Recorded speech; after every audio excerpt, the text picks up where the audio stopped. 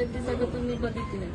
जसं त्यांनी ज्या व्यक्तींनी ज्या आरोपींनी म्हटलं होतं आज इसको मार डालेंगे, त्या पद्धतीनेच माझ्या नवऱ्याच्या डोक्यावर मारलेलं आहे. नेणारा पण मुसलमान होता आणि मारणारा पण मुसलमानच होता आणि त्यांच्या खास करून कब्रस्तानमध्ये नेऊन त्यांनी मारलेलं आहे.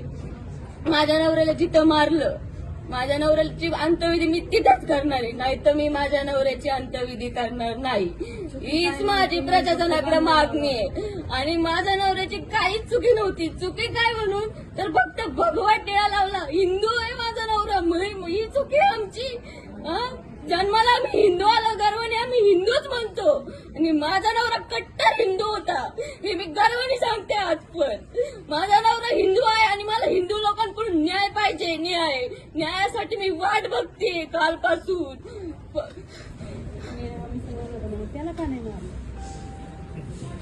काही आरोपी पण अटक केले पोलिसांनी. आरोपींनी अटक केली. माझ्या नवऱ्याचा जीव गेला. जीव जाणं ही सोपी गोष्ट नाहीये. आज एका हिंदू व्यक्तीचा जीव जाणं म्हणजे एका बाहुलीचा जीव जाणं आहे का? त्यांच्यासाठी ते फक्त एका बाहुलीचा जीव जाणे, पण आमच्यासाठी तो माणूस होता, हाडामासाचा माणूस.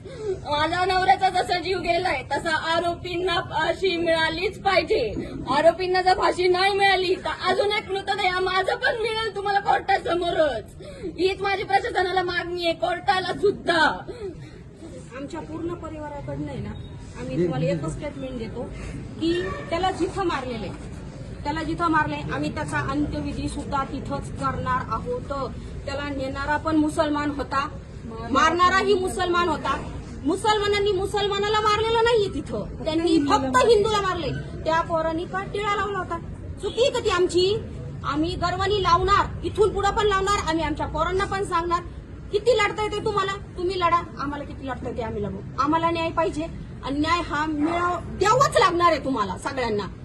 आणि आम्ही त्याचा अंत्यविधी तिथंच करणार आहोत. ही गोष्ट आहे ना सगळ्यांना डिक्लेअर करतोय. आम्ही मागं हटणार नाही. मग तिथं मुकुंदनगरमध्ये ते कसं करायचं, काय करायचं ते बाकी प्रशासनाने बघायचं. सगळे आमदार खासदार जेवढे असतील, सगळे जे असतील त्यांनी सगळ्यांनी बघायचं. तुम्हाला ही विनंती, फक्त त्याचा विधी हा आम्ही तिथंच करणार आहोत. सांगा तुमचं नाव काय? सोनाली चौरे.